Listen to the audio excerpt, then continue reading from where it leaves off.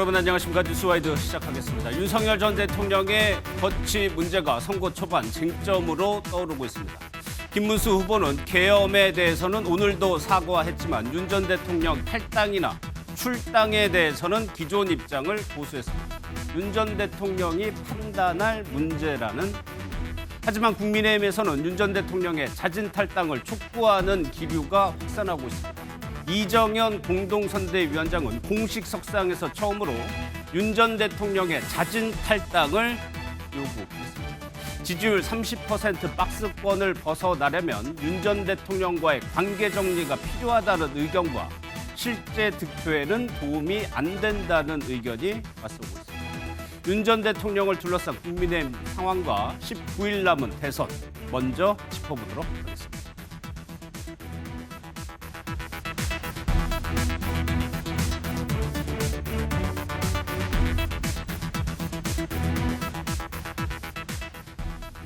네, 먼저 세 분과 시작하도록 하겠습니다. 장해찬 전 국민의힘 청년 최고위원, 이동학 전 더불어민주당 최고위원, 김성열 개혁신당 선대위 대변인 나오셨습니다. 어서 오십시오. 안녕하세요.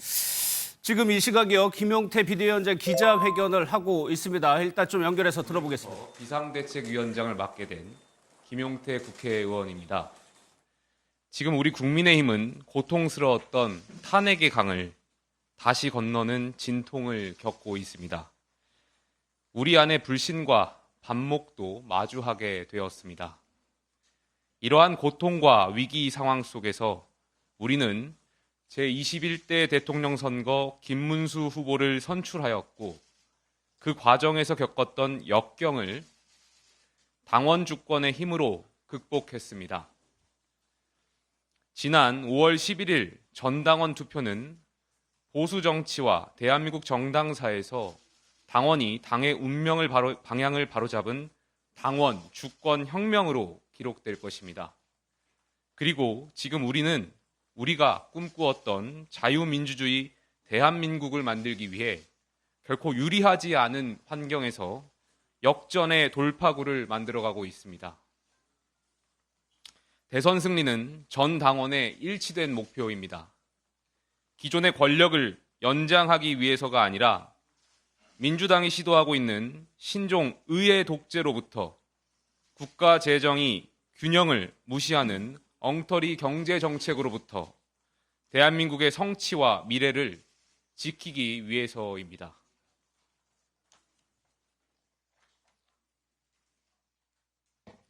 자유민주주의는 다양성이 살아있는 민주주의입니다.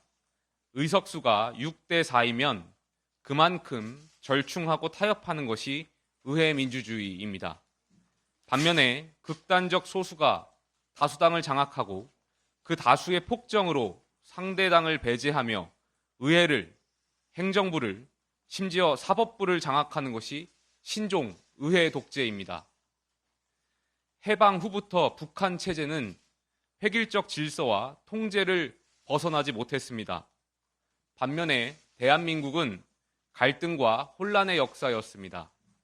그러나 이러한 갈등과 혼란의 역사가 대한민국의 역동적인 발전을 이끄는 원동력이었습니다.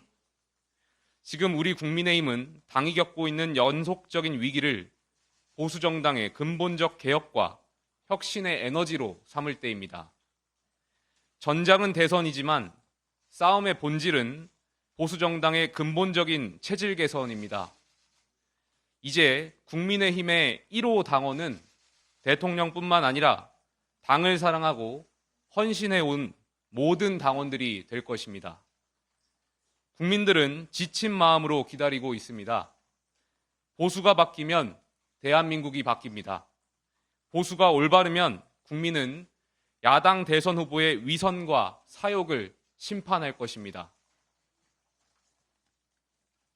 그동안 미루어왔던 여당과 대통령의 관계를 정상화하는 정당민주주의 제도화를 추진하겠습니다. 당정 협력, 당통 분리, 사당화 금지라는 당통 관계 3대 원칙을 당원 당규에 반영하겠습니다.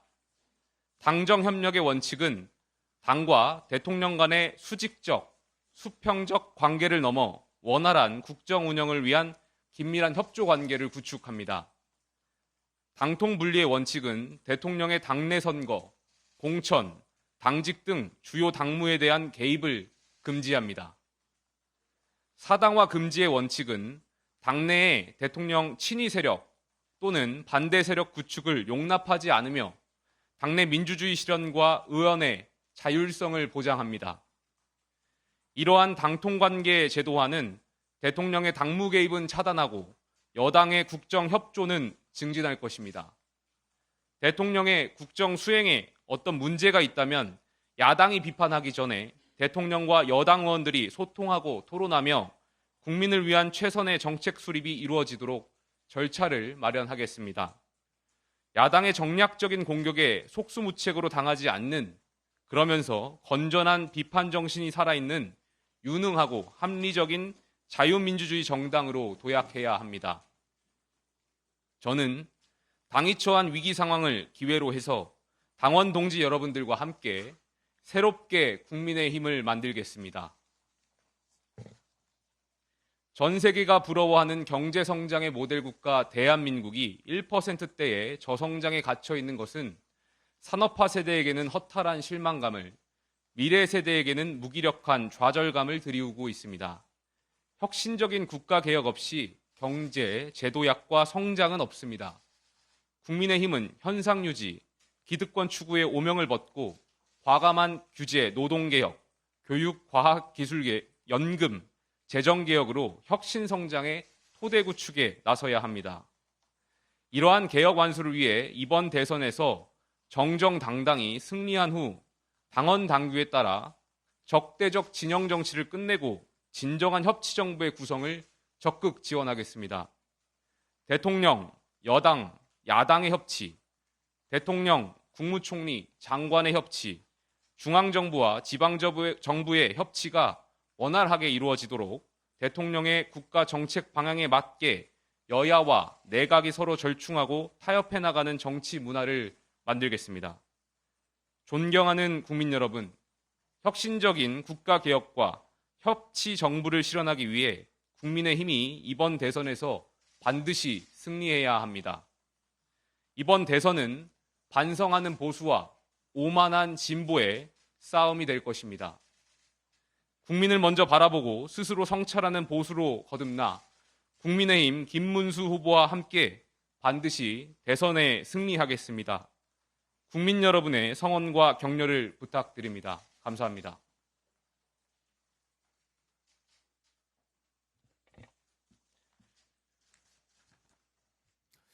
김용태 비대위원장의 기자회견 내용 보셨는데요. 일단 민주당에 대한 비판으로 시작을 했다가 대통령과 관련한 조치들을 내놨는데 일단요, 주요 당무 개입을 금지해야 된다라고 얘기를 했습니다.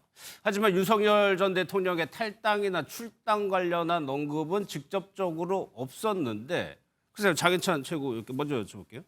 대통령의 주요 당무 개입을 금지해야 된다. 이거는 지금하고는 적용될 수 있는 게 아니잖아요. 지금 대통령은 이미 탄핵돼서 나갔고 앞으로의 얘기를 한 거잖아요. 그러니까 아마 이제 대통령이 당선되면 다시 한번 당정 관계가 도마에 오를 수 있기 때문에 예. 그게 보수 정당이든 진보 정당이든 이 대통령이 당의 어떤 당무에 권한을 행사하고, 과거 같은 경우에는 공천권, 청와대에 있다라는 말도 정치권 사이에서는 공공연연하게 떠돌았었거든요. 예. 그런 부분에 있어서 정당 민주주의를 확립하겠다라는 김용태 신임 비대위원장의 의지가 드러난 것 같고요. 우리 앵커님 말씀해 주신 것처럼 지금 윤석열 전 대통령의 거취 문제라든가 이런 부분은 예. 이게 기자 간담회 형식입니다. 예. 아마 현장에 있는 수많은 기자들이 지금 김용태 비대위원장에게 질문을 하고 있는 장면인 것 같은데요. 지금 질문을 받는 것 같아요. 네, 김 위원장이. 아마도 그 질문이 또 반드시 따라오지 않겠습니까? 예. 거기에 대해서 김용태 위원장이 어떤 답변을 하느냐가 방금 전에 우리가 봤던 잠시만요. 모두 발언 이상의 의미가 있겠습니다. 대선을 이기기 위해서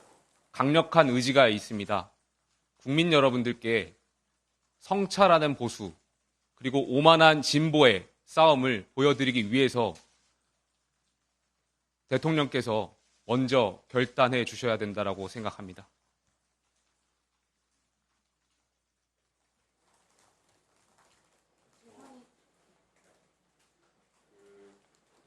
방금 말씀하신 대선 승리를 위해서 이제 디텐트가 당원으로서 필요한데 이제 위원장께서 생각하시는 그 디텐트가 무엇인지를 좀 설명 부탁드립니다. 그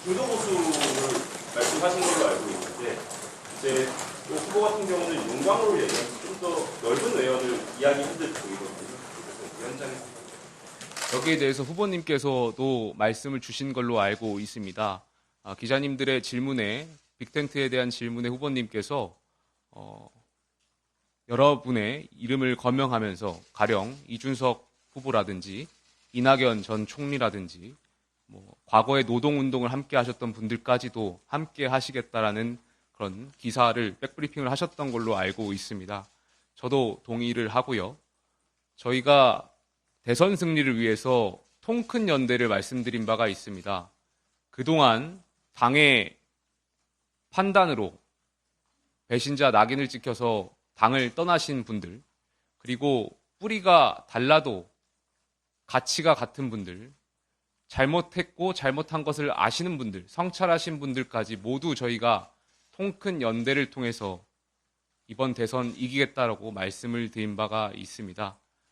그리고 이 통 큰 연대 전에 저희가 먼저 해야 될 역할은 이번 당내 경선에서 함께 경선을 치렀던 예비 후보님들을 모시는 일입니다. 한동훈 전 대표나 홍준표 전 예비 후보 분들 모셔서 저희가 함께 할 수 있도록 하겠습니다. 오늘 당은 결연한 의지를 보였다라고 생각합니다. 한동훈 전 대표께서도 당에 요구하신 여러 가지 방안들이 있는 걸로 알고 있습니다. 충분히 당의 의지를 보였습니다. 이제는 한동훈 전 대표를 포함해서 많은 분들께서 응답해 주실 차례입니다.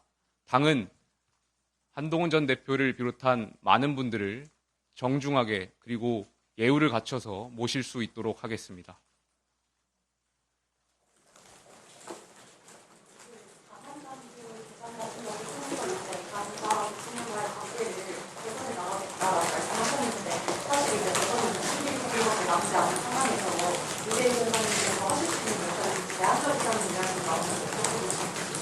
당원당규 개정은 저희가 준비된 안을 가지고 전국위원회를 소집해서 금명간에 의결을 할 수가 있습니다. 그렇기 때문에 제한적이지 않다라고 생각이 들고요. 오늘 당의 쇄신한 의지를 갖고 앞으로도 계속해서 시간을 가지고 당의 개혁 방안을 말씀드리려고 합니다. 그리고 앞으로 있을 김문수 정부에서의 제가 방금 전에 윤 전 대통령의 탈당이나 출당 얘기가 없었다고 했는데 기자와의 질의응답 과정에서 김용태 위원장이 얘기를 했습니다. 비대위원장으로서 윤 전 대통령에게 정중하게 탈당을 권고드리겠다. 그리고요, 최대한 빠른 시일 내에 윤 전 대통령을 찾아서 얘기를 하겠다는 취지의 말을 했습니다. 그렇다면 오전에 이정현 공동선대위원장이 탈당 권고해야 된다고 얘기를 했었죠. 거기에 이어지는 얘기가 일단 비대위원장이 한 겁니다. 아무래도 공동선대위원장의 말씀도 무겁지만 신임 비대위원장, 특히 당 개혁의 기수가 되어달라고 김문수 후보가 직접 선택한 김용태 위원장의 공식적인 발언이기 때문에 조금 더 무게감이 크게 다가올 수밖에 없는 부분이고요. 비대위원장의 입장은 결코 개인 발언일 수는 없죠. 그렇죠. 당을 대표하는 발언이라고 봐야 됩니다. 지금 김문수 후보는 후보가 직접 탈당을 요청하거나 뭐 이렇다 저렇다 말하는 게 적절치 않다라는 입장인데 이건 어떻게 보면 투트랙 전략이라고 봐야겠죠. 투트랙이라고 봐야 돼요? 김문수 후보 입장에서는 전통 지지층 그리고 지난 탄핵 국면에서 탄핵 반대 집회에 열심히 참석했던 분들의 마음도 사로잡으면서 중도 외연 확장도 해야 되는 것이고 상대적으로 젊은 김용태 위원장 같은 경우는 부여된 임무 자체가 김문수 후보보다는 조금 더 중간에 가까운 쪽으로 가서 당의 공간을 넓혀달라라는 그런 임무가 부여된 거 아니겠습니까? 그래서 계엄에 대한 사과 국면도 김용태 위원장 내정자 신분일 때 먼저 말하니까 김문수 후보가 그걸 받아서 다음 날 기자분들과의 질의응답에서 계엄 사과한다고 내놓은 바가 있거든요.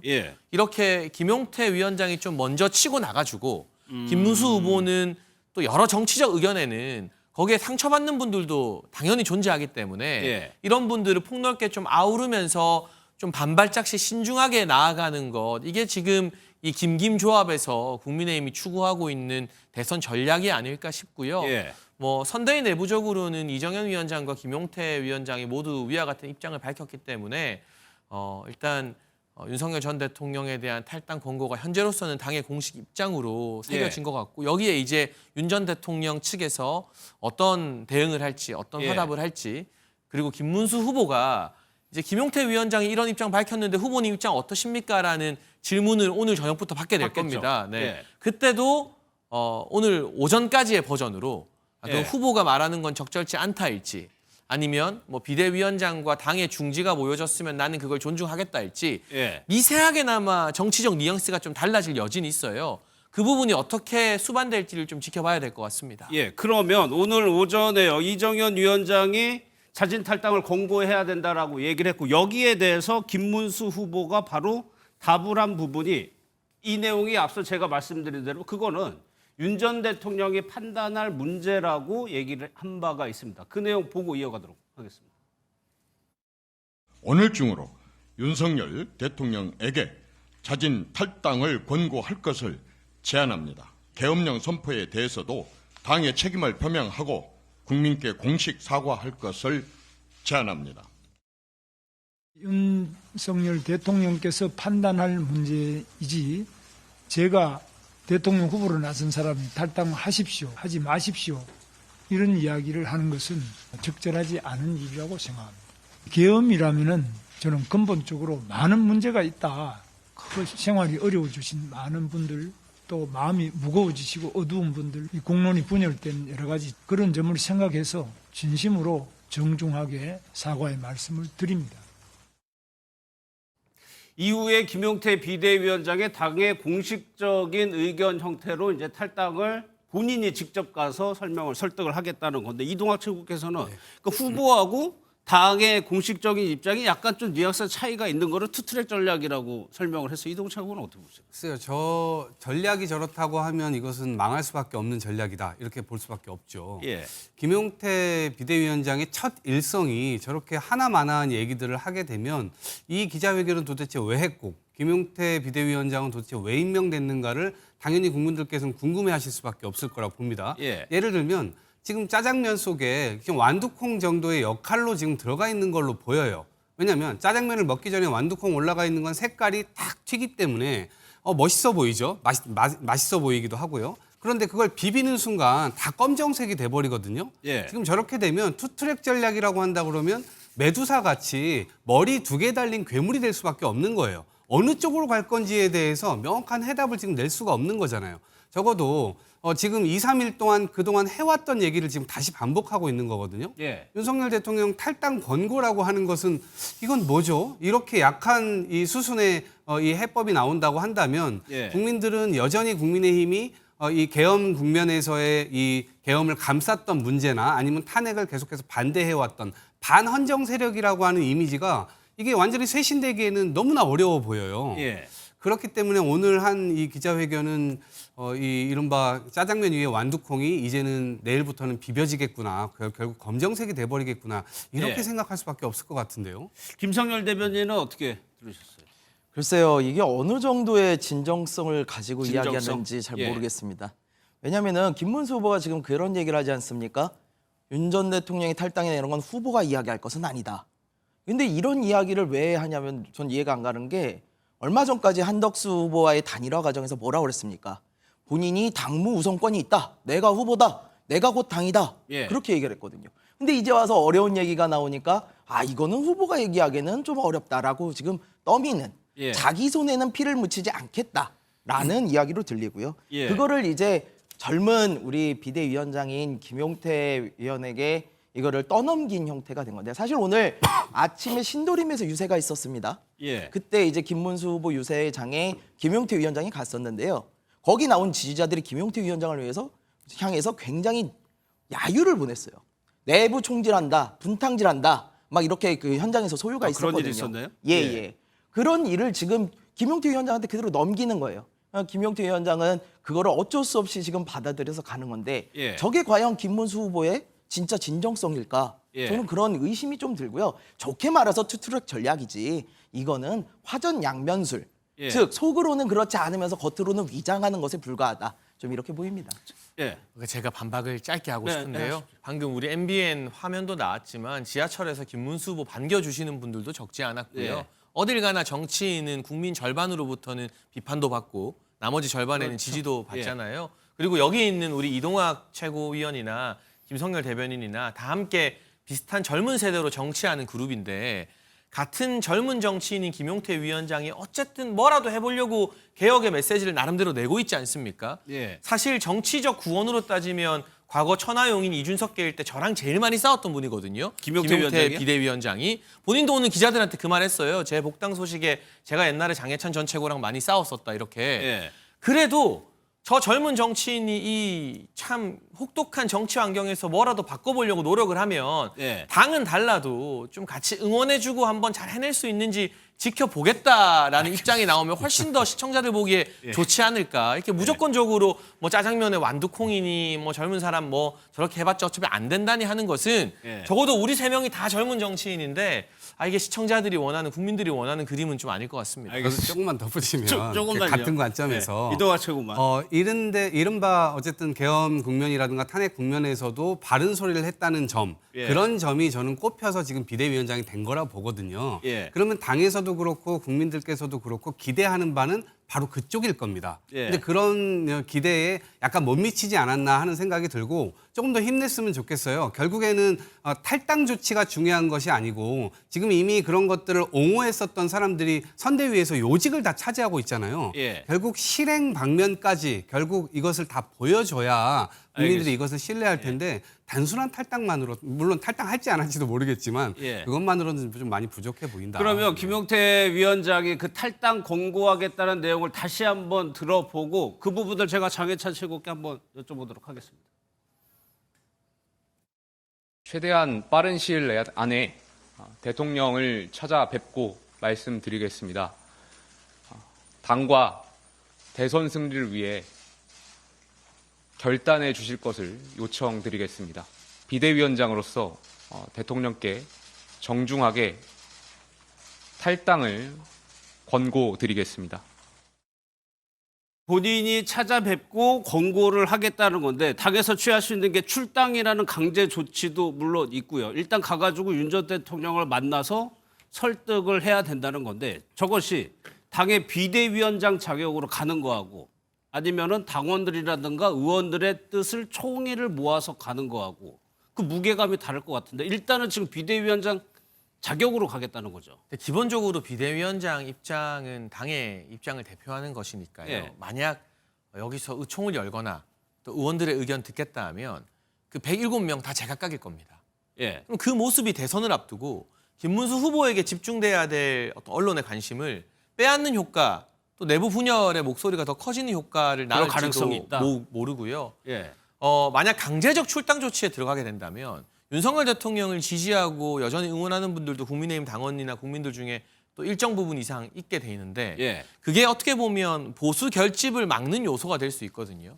그러니 김용태 위원장 같은 경우도 일단 아주 정중하게 권고한다라는 표현을 썼고요. 다만 또 다른 절차 검토한다는 것은 권고에서 끝나지만은 않겠다라는 것인데 그 뭐가 있을까요? 또 다른 절차라는 것이? 뭐 그게 이제 의총을 열어서 이제 그때 가면 뭐 의원들의 총의를 듣는다거나 예. 아니면 뭐 당의 직권으로 비대위의 직권으로 여러 가지 이 조치를 취하는 부분이 검토될 수 있겠으나 가장 중요한 건 정치적 해법을 찾는 것 아니겠습니까? 예.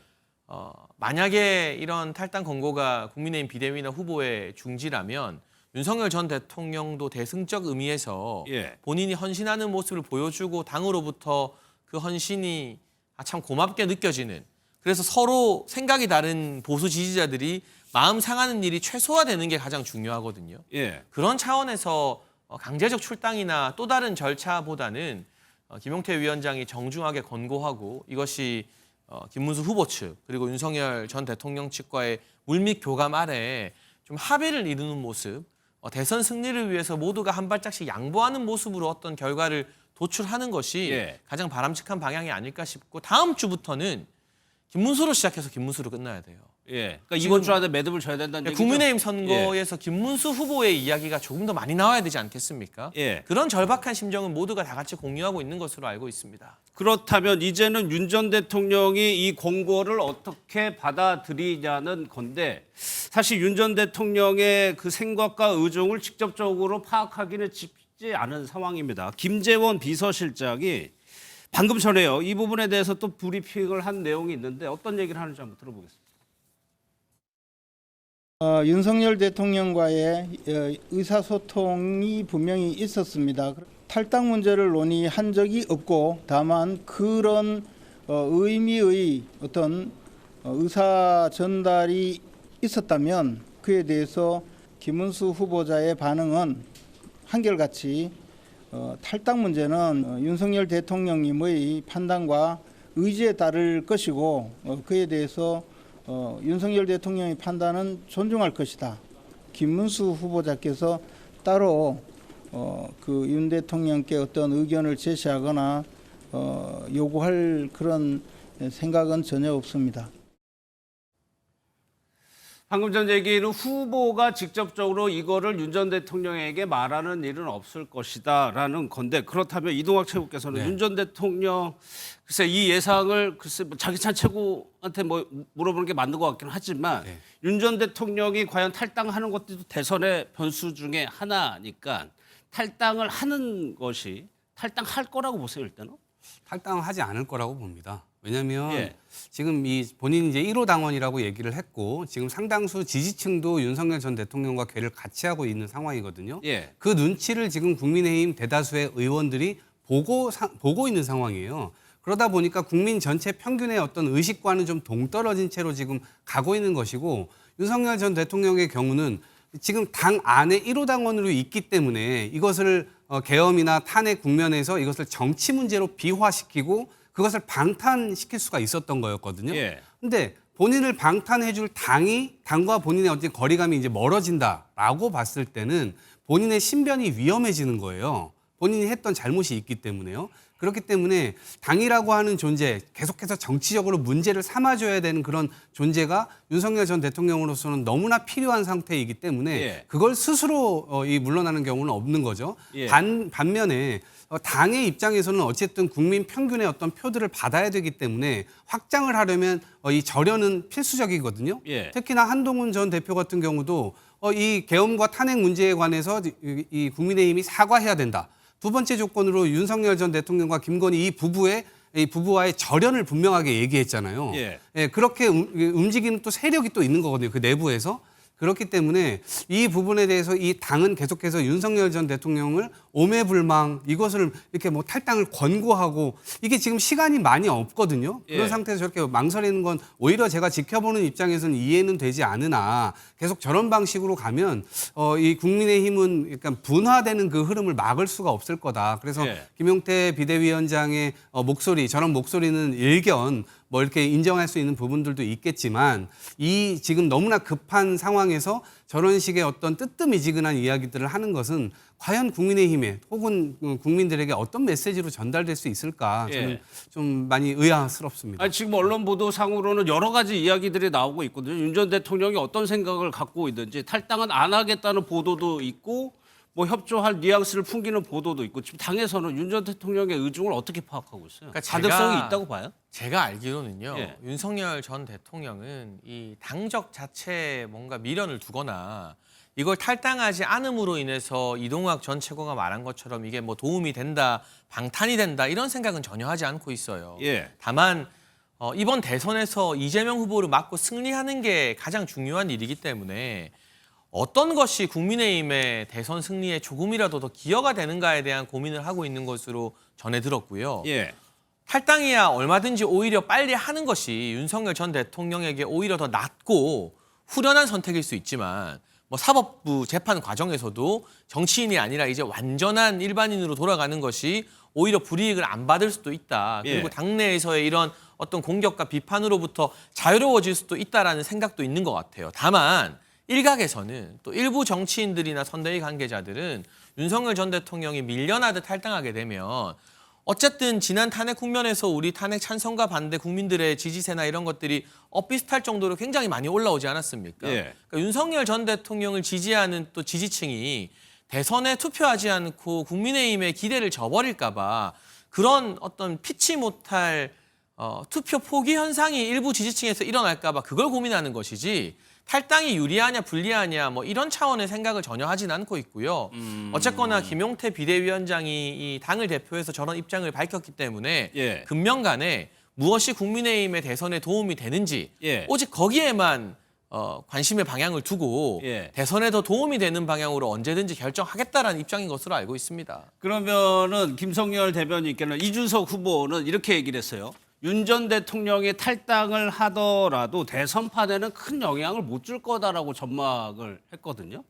예, 사실 윤 전 대통령이 탈당을 하거나 안 하거나는 이번 대선에 있어서 이미 지나간 이야기라고 생각을 해요. 예. 윤 전 대통령에 대한 탈당을 이야기를 할 거였으면 사실은 제대로 이야기했으면 후보 등록 전에 했어야죠. 후보 등록 전에 이런 이야기를 못 꺼냈어요. 왜 예. 못 꺼냅니까?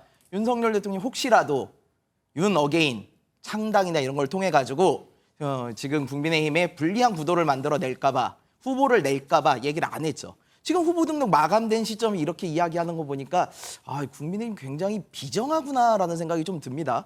그래서 윤 전 대통령에 대해서 그전까지는 그렇게 보호하고 아끼고 하다가 이제 후보 등록도 못하고 이런 상태가 되니까 우리 선거에 방해되니까 나가주세요. 아니 저는 진작했어야 된다고 보긴 하지만 지금 와서 이렇게 하는 거 보니까 참 비정하다는 생각이 들고요. 예. 윤 전 대통령 입장에서는 탈당을 안 할 수가 없을 겁니다.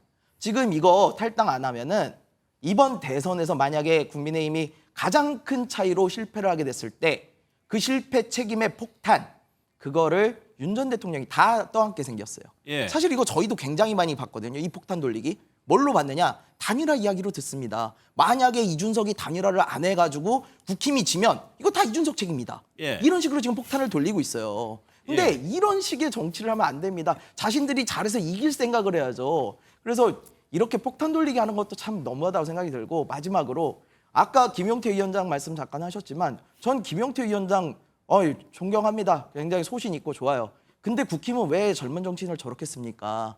비대위원장이 가서 말하면 분명히 무게가 있어요. 예. 그런데 후보는 이거에 대해서 언급을 안 하겠다 그러고 의총이나 이런 걸 통해 가지고 총의를 모으지도 않았어요. 이거 무슨 말인지 아세요? 이거 비대위원장 너 혼자 다 책임져랍니다. 젊은 정치는요 소신을 이야기하는 것이고요 책임은 기득권 정치가 져야 되는 겁니다. 왜 젊은 정치인 하나에게 모든 책임을 다 떠밉니까? 예. 저는 이렇게 써서는 안 된다고 봅니다. 알겠습니다. 장해찬 체육계 하나 더 여쭤볼게요. 지금 김문수 후보 선거 공보물에서 윤석열 전 대통령과의 그 인연을 조금 지우고 있다라는 게 조금 뉘앙스가 풍겨지는데 앞으로 선거운동 과정에서도 그 방향으로 가는 겁니까? 그러니까 이게 김문수와 이재명의 싸움이 돼야죠. 그리고 두 후보는 겹치는 부분이 상당히 많습니다. 바로 경기도지사를 역임했다는 공통점이 있는데요. 김문수 후보가 경기도지사 역임할 때 판교 테크노밸리, GTX 등의 밑그림을 그리고 실행했던 것. 예. 이재명 후보 경기도지사 할 때 제일 먼저 떠오르는 키워드는 법카 유용 의혹 아니겠습니까? 이런 것들이 선명하게 대비되면 역전 드라마를 쓸 수 있다는 게 당과 선대위의 판단이기 때문에 원래 모든 선거는요. 여당에서 정권 재창출을 위해 노력하더라도 전임 정부 이야기보다는 새로 등록한 후보에 포커스를 맞추게 되어 있습니다. 그렇죠. 그리고 여당 내 야당 역할을 했던 사람들이 사실상 작은 정권 교체론을 들고 나와서 뛰는 게 우리나라 선거의 큰 특성이었기 때문에 지금 김문수 후보의 공보물이나 메시지에 윤 전 대통령이 등장하지 않는다는 게 이례적인 일이 아니라 모든 정치 현실에서 그냥 보여왔던 일이고 예. 지금 관건은 국민의힘 내부의 후보 교체 파동을 거치면서 나름의 서사를 얻게 된 김문수 후보의 성과나 인간적인 매력을 이분이 상당 부분 중앙 정치를 떠났다가 국민과 당원들이 불러서 돌아온 분이기 때문에 예. 이걸 빨리 알려서 김이냐 이냐 이 구도를 만드는 게 국민의힘으로서는 급선무라는 전략적 판단을 하고 있는 것 같습니다. 알겠습니다.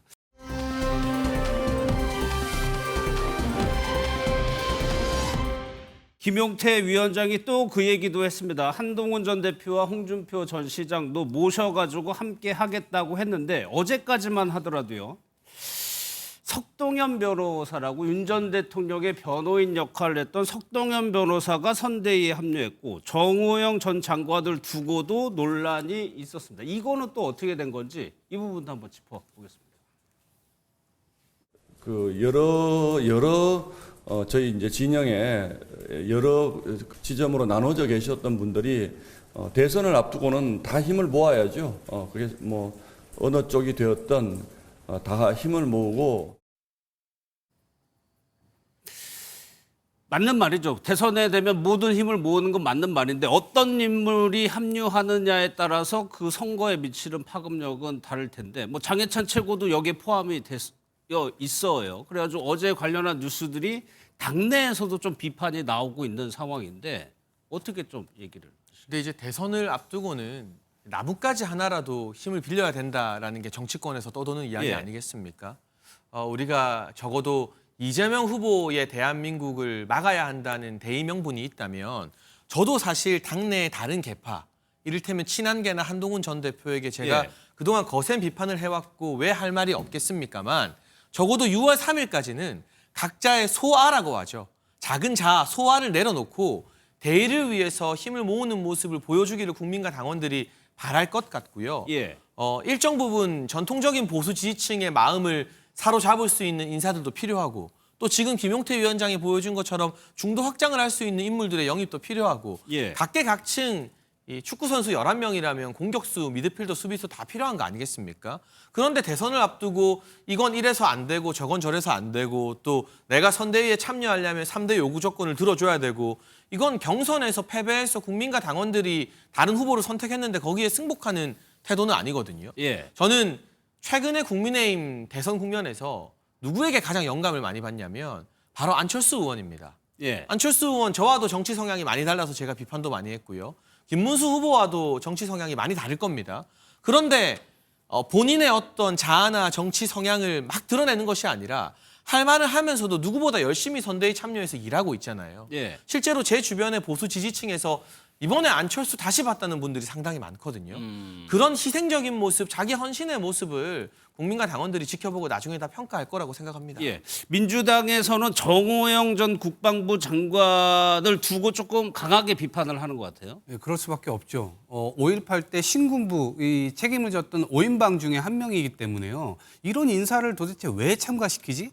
그러니까 만약에 어찌됐건 확장이 필요하다고 한다면 좌우를 뭔가 통합하는 그런 모양새에서 균일하게 이것이 갔으면 좋겠는데 예. 그 모습이 아니고 극우파로 계속해서 확장되는 모양새거든요. 이 석동현 변호사 역시 마찬가지입니다. 계엄 옹호하신 분이에요. 탄핵 심판에서 윤석열 전 대통령 변호하셨던 분이거든요. 46년직입니다. 이런 분들이 지금 당으로 막 들어가다 보니까 이분들이 지금 대선을 할 생각이 있는 것인가? 특히나 지금 이번 주에는 5.18도 있지 않습니까? 그런데 그런 인사를 영입을 해가 물론 이제 나중에 다시 인사 조치를 해가지고 받는 거를 취소하긴 했습니다만 예. 그럼에도 불구하고 이런 식의 이 필터링이 가장 중요한 이런 순간들에 되지 않는다는 것을 보면 국민의힘 이 선대위 자체가 지금 제대로 꾸려져 있지 않는 상황이다라고 보여지고 문제는 지금 경선을 했던 경선 주자들조차도 지금 이제 거의 집에 가버리는 그런 상태지 않습니까? 예. 한동훈 전 후보의 경우는 지금 계속해서 두 가지 조건을 내걸고 계속해서 그 김문수 후보의 입장을 요구하고 있는 상황이거든요. 예. 그런데 김문수 후보는 지금 차일피일 미루거나 지금 본인이 입장 표명할 상황이 아니다라는 걸로 계속 피해가는 거예요. 윤석열 전 대통령과 김건희 부부와 왜 절연하지 못하죠? 당연히 헌정 질서를 어겼고 그렇기 때문에 그 부분에 대해서는 해야 되는데 본인이 아마도 경선 때 한동훈 후보를 향해서 사사로운 질문들을 하지 않았습니까? 본인을 황태자로 키워줬는데 어떻게 윤석열 전 대통령 이렇게 배신을 할 수 있냐? 그러니까 본인이 스스로 그 배신자의 이 위치에 가지 않기 위해서 이렇게 또 사사로이 생각을 하고 있구나라는 생각을 안 할 수가 없는데 예. 결국 국민들 앞에서 평가를 받는 선거전이기 때문에 저는 그 부분에 대해서 김문수 후보는 논외로 하고 김용태 비대위원장이 알아서 그냥 메시지를 내는 것으로 우리 모두의 입장으로 가름한다라고 하는 것은 저는 국민들이 판단하기에는 그 부분은 이해가 되지 않을 것 같습니다. 예. 김성열 대변인께 그 부분 여쭤볼게요. 이정현 위원장이 탈당 공고를 얘기하면서 또 하나 뭘 얘기를 했냐면 이준석 후보를 언급을 했습니다. 당에서 이준석 후보에 대해서 공식적으로 사과를 해야 된다라고 했는데 왜 이런 얘기를 했다고 보세요? 저는 좀 너무 뻔뻔하다라는 생각을 해요. 뻔뻔하다? 예. 예. 우리가 사과라는 것은요. 타이밍이 있는 겁니다. 다 지나고 나서 한참 전 이야기를 갑자기 와서 그때는 한마디도 안 하다가 이제 와서 사과를 한다. 그것도 지금 사과하는 목적이 너무 뻔하지 않습니까? 지금 자기들이 어떻게든 한번 이겨보겠다고 이준석과 단일화라는 저희로서는 생각하지도 않는 일을 혼자 꿈꾸면서 예. 그런 것에 대한 이제 어떻게 보면 빌드업 작업에 들어간 것으로 보이는데요. 이것이 무슨 사과입니까? 자기의 이익을 위해 가지고 이야기하는 사과에 어떠한 진정성이 담겨 있습니까? 예. 그리고 지연된 사과는 지연된 정의와 똑같아요. 이미 때는 지났습니다. 버스 지나갔어요. 근데 이제 와서 사과한다고 그게 무슨 의미가 있겠습니까? 저희는 아무런 의미가 없는 일이고 예. 다시 한번 얘기하지만 해가 서쪽에서 뜬다 해도 저희는 단일화 생각이 없으니까 그런 꿈은 좀 그렇습니까? 그만 꿨으면 좋겠습니다. 근데 정치권에서는 가끔 해가 서쪽에서 뜹니다. 네, 그러니까 저는 물론 단일화 안 하겠다라고 완주 행보를 보이는 개혁신당과 이준석 후보의 결기를 높이 평가하고요. 예. 제가 복당하기 전에 아마 국민의힘 범여권 인사 중에는 제일 먼저 이준석 후보에게 사과했던 것 같아요. 제가 2주 전에 장해찬 최고도 그랬나요? 이준석 예. 후보 라이브에 초대받아서 같이 방송을 했거든요. 근데 저는 국민의힘이 정치공학적으로 이준석 후보에게 단일화 제의를 막 하는 건 이준석 후보 측에서 반발하는 게 충분히 일리가 있다고 봐요. 예. 다만 아직은 아니지만 몇 번의 TV 토론을 거치고 사전투표 전에 예. 그 즈음에는 이제 여론조사의 윤곽이 보다 구체화돼서 나오지 않겠습니까? 예. 그런데 만에 하나 김문수 후보와 이준석 후보가 힘을 합쳤을 때 이재명 후보를 막을 수 있다라는 계산이 선다면 그런 지지율이 나온다면 네, 그 정도 예. 상황이 된다면 그때는 이준석 후보의 고심도 깊어지지 않을까. 개인의 정치적 이익이나 정치 공학 노선이 아니라 예. 대한민국 입법부 행정부에 이어서 사법부까지 대법원장 특검까지 밀어붙이겠다는 이재명 후보의 민주당에게 모든 걸 넘겨주는 것은 이준석 후보가 내 한 몸 다 불태워서라도 막겠다라는 그런 애국심을 가진 정치인으로 저는 알고 있기 때문에 예. 지금 가정적으로 막 단일화 밀어붙이는 것에 대한 개혁신당의 반발을 저는 이해하고 존중하지만 일주일 지났을 때 해는 서쪽에서도 뜰 수 있고 예. 국민의힘도 그때를 대비해서 뭐 이 징계 취소가 이미 2023년이었던가요? 과거에 이미 의결돼 됐다면서요. 있던 것으로 제가 알고 있습니다. 근데 그 부분을 다시 한번 강조하고 김용태 비대위원장이 정중히 사과하겠다고 의사를 밝힌 것까지는 예. 이준석 후보도 이제 대선 후보이고 전국구 정치인이기 때문에 그 사과 받아준다고 뭐 단일화 하자는 건 아니거든요. 이런 건 좀 넓게 포용하는 모습 보여주시면 오히려 예. 더 많은 지지층이 이준석 후보의 달라진 면모를 새로 보게 되지 않을까 싶습니다. 그러니까 그 이도학 예, 최고 저는 얘기 짧게만 얘기 요 그만하고. 기조에 맞게 짧게만 예. 제가 붙이면 이준석 후보의 경우는 지금 하얀색 와이셔츠 입고 다니거든요. 예. 그거는 선거판에서 볼 때 보통 민주당이든 이 국민의힘이든 좀 이렇게 유리하지 않은 지역에서는 하얀색 점퍼를 입는 경우가 덜어 있습니다. 험지라고 표현되는 곳에서 예. 지금 이준석 후보의 경우 저렇게 하얀색 와이셔츠 입고 다니는 게 약간의 중립성, 중도에 있다라고 하는 이미지를 뭔가 보여주면서 예. 박정희 전 대통령에 대한 언급보다 노무현 전 대통령에 대한 언급을 굉장히 많이 하고 있어요. 예. 저는 저게 하나의 전략으로도 지금 생각될 측면이 있다. 그게 민주당하고 뭘 해보려고 하는 게 아니라 예. 최대한 뭐 이를테면 민주당 지지층으로부터 뭔가 확장을 한 다음에 예. 보수 정당과의 어떤 단일화 이런 것들을 염두에 두고 있는 거 아니냐. 그래요? 그래야 자기 예. 몸값이 지금 자기가 헐값에 이 국민의힘으로 다시 돌아가고 싶겠습니까? 예. 속값 받으려고 할 거 아니에요. 그러면 저 전략을 지금 쓰고 있는 것으로 의심받을 행동들을 지금 하고 있기 때문에 예. 이 지점에서는 지금 장해찬 전 최고위원처럼 다시 돌아갈 수 있는 확률도 전 있다. 이렇게 봅니다. 그러면 예. 이 개혁신당의 당원들이 어찌됐건 혼자 뚝심 있게 가는 모습 그것 때문에 지금 입당해가지고 당원들이 됐는데 예. 아마 그렇게 다시 돌아간다고 하면 대당원 사기극이 될 수도 있다. 그래서 주의하셔라 이런 말씀.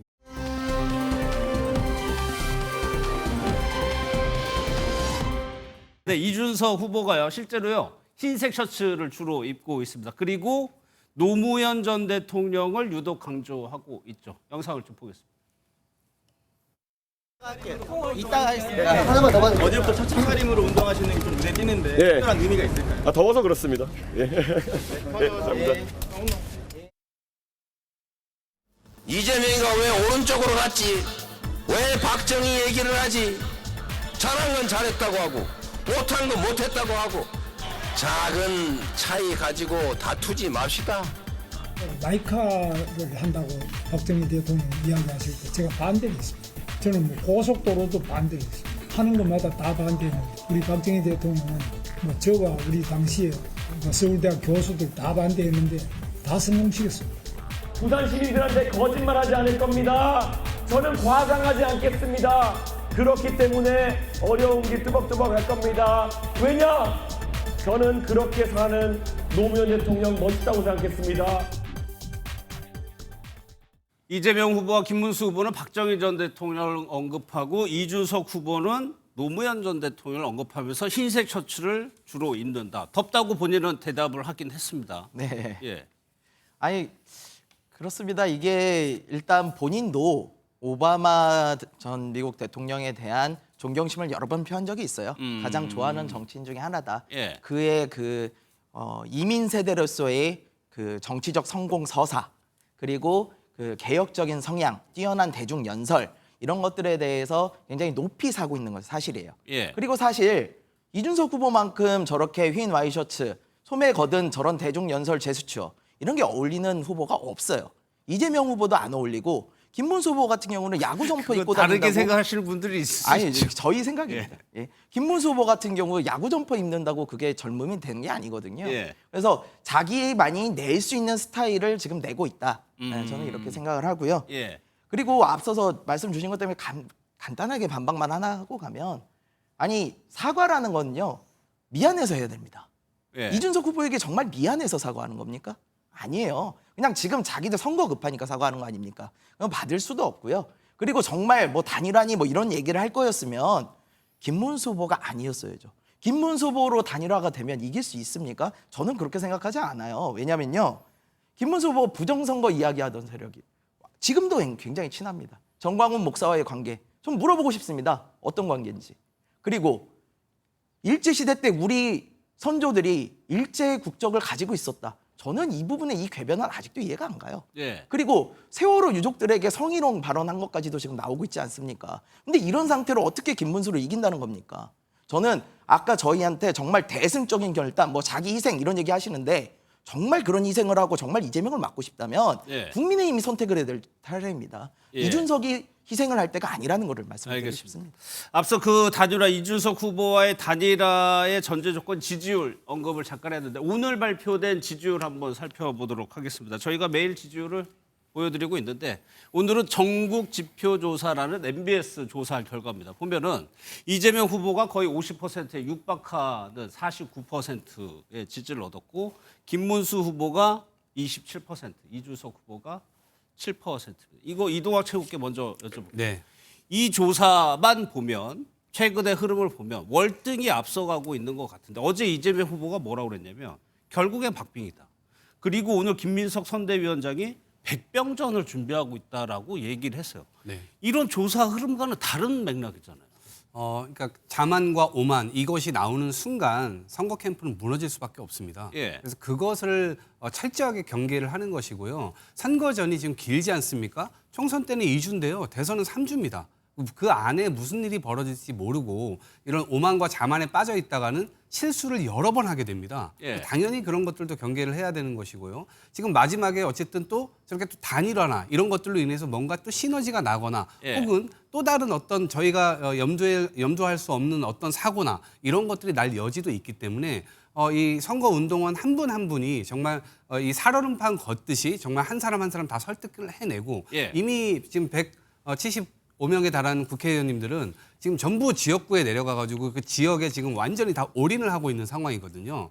일부 인원을 제외하고는요. 예. 그렇기 때문에 백병전이라고 하는 건 이미 벌어지고 있는 것이고 저희는 이 국민 여러분 한 분 한 분을 좀 만나면서 정말 이번만큼은 이 정권을 교체해달라. 저희들이 네. 열심히 하겠다 이런 메시지를 계속 던지고 있습니다. 방심하지 않고 또 보수 진영의 단일화까지도 대비를 하고 있다. 장해찬 최고께는 이거 여쭤볼게요. 지금 27%면 원래 보수층이 가진 표심을 40대 초반으로 본다면은 상당히 못 미치는 수치고 또 하나가 이재명 후보가 진보층에서 81%의 지지를 받는 반면에 김문수 후보는 보수층에서 60%가 안 돼요. 이거는 진영도 결집이 안 됐고 중도 확장도 안 되고 있다는 의미잖아요. 일단 후보 선출 과정에서의 여러 파동에 국민의힘에 실망한 당원과 국민들이 상당수 있기 때문에 예. 그리고 지금 대선 경선을 함께했던 전직 예비 후보들이 아직까지 선대위에 힘을 보태지 않는 경우도 있기 때문에 말씀하신 것처럼 보수 결집이 이루어지기 위한 물리적 시간이 조금 소요된다고 생각을 합니다. 예. 그런데 전반적인 이 ARS 조사에서는 방금 보여주신 전화 면접 방식 조사보다는 이재명 후보와의 격차가 그래도 좀 많이 붙어 있는 모습이거든요. 예.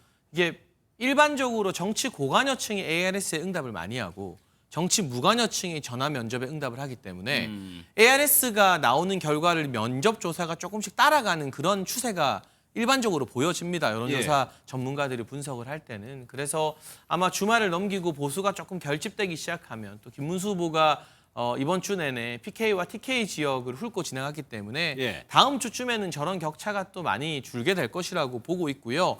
세부적인 지표로 조금 들어가면 영남권에서 아직까지 김문수 후보로 완벽한 결집이 이루어지진 않았어요. 그게 아까 말씀하시는 것처럼 보수층 내부의 지지도가 60%대에 머무는 주요 원인인데 항상 대선하면 주요 지역으로 평가받는 게 충청권 아니겠습니까? 근데 대전이나 충청권의 지지도는 당 내에서 자체적으로 평가할 때 저희가 구체적인 수치 또 막 작가님들이 표 찾아야 되니까 언급하지 않더라도 해볼만 하다. 오히려 이재명 후보에게 크게 뒤지지 않는다라는 자체 분석을 하고 있습니다. 그래서 조금 흩어진 보수만 지금 결집하게 된다면 지금의 지지율 격차는 빠른 시간 안에 붙는 방향으로 박빙의 승부로 갈 수 있다고 보고 있습니다. 그게 이번 주말에 1차 분수령이 되겠네요. 뭐 다음 주 초부터는 새로운 여론조사 결과들이 나오겠죠. 김성열 대변인께는 이거 여쭤볼게요. 지금 7%, 지금 이준석 후보의 지지율이 6에서 한 8%, 그러니까 6% 안팎에서 지금 머물고 있는 상황인데 일각에서는요, 중도 보수 표심이 오히려 이재명 후보에게 가고 있다는 분석도 내놓고 있습니다. 이 영역은 이준석 후보가 잡아야 되는 표심이잖아요. 네. 중도 보수 영역의 표가 간다라고 저희는 보이지는 않고요. 다만 이게 워낙 이재명 후보가 좀 높은 지지율을 보이다 보니까 될 사람 밀어준다. 흔히 말하는 밴드웨건 효과가 좀 나오고 있는 부분이 아닌가라는 생각이 들어요. 그래서 저희가 제일 중요한 부분은 이것이 고착화되지 않도록. 그러니까 다음 주, 다다음 주까지가 사실 선거의 분수령이 될 텐데 그때까지 이재명 후보가 40% 초중반에 잡혀 있어야만 이번 선거를 할 수가 있습니다. 그렇기 때문에 지금 움직이려는 분들이 아직까지는 다 넘어가지는 않았다고 보여요. 저희가 지금 7, 8%로 다소 낮은 지지율을 보이고는 있습니다만 이거는 기존까지 바로 직전까지 국힘에서 후보를 못 정하고 내홍 사태를 벌이면서 사실은 안 좋은 이슈임에도 불구하고 이슈를 빨아갔습니다. 이슈를 다 가져갔어요. 그러다 보니까 여론조사나 이런 거에 의해서 이쪽이 조금 더 효과가 좋게 나왔을 수가 있습니다. 이제 그런 것들이 거쳐지고 나면은 저희는 지금 나오는 것보다는 좀 더 상승 추이를 더 탈 것으로 보이고요. 특히 이번 주말로 지금 예정되어 있는 TV 토론이 저희는 분수령으로 보여요. 이 TV 토론을 통해서 김문수 후보보다 이준석 후보가 더 낫다. 즉 이준석 후보만이 이재명 후보를 상대할 수 있다라는 생각이 들면은 먼저 영남권이 움직일 겁니다. 지금 김문수 후보는요. 앞서 말씀하신 것처럼 지지율이 다 보수 쪽을 다 가져가지도 못하고 있어요. 정당 지지율보다도 후보 지지율이 좀 더 낮은 상황이거든요. 그럼 그분들이 왜 선택을 안 하고 있느냐? 김문수로는 못 이긴다고 생각을 한다고 저는 생각을 합니다. 그래서 그 부분에 있어서 이준석이 이재명을 잡을 수 있다라는 것을 저희가 TV 토론에서 확실하게 보여준다면 그러면 지지율이 좀 더 오를 것으로 보고 있습니다. 그러면 자기선 최고 아까 지지율 단일화의 전제 조건 지지율 얘기했는데 이 표상으로 보면 어느 정도의 형세가 나와야 단일화 좀 진전이 될까요? 그러니까 산술적으로 두 후보의 지지율을 합산했을 때 이재명 후보와 박빙 구도를 겨룰 수 있으면 그런데 이번 주에 발표된 일부 ARS 조사에서는 실제 그런 결과들이 나오기도 했어요. 김문수 후보와 이준석 후보의 지지율을 합하면 이재명 후보와 비등비등한 오차범위 안으로 들어가는 결과들이 ARS에선 나왔어요. 근데 전화 면접이 빠르게 다음 주 추세에서 그런 ARS의 결과를 따라가느냐? 그리고 그게 TV 토론 이후에도 고착화가 된다면 일주일 정도 지난 이 시점 저희가 다음 주 뉴스와이드에서 또 논평을 할 때는 조금 다른 방향의 어떤 이재명 후보를 막기 위한 대의 명분에 조금 더 집중하는 그런 논평들이 나올지도 모른다는 기대감을 가져볼 만할 것 같습니다. 저희가 매일 발표되는 여론조사는 늘 전해드리고 있으니까 그걸 참고하시면 될 것 같습니다.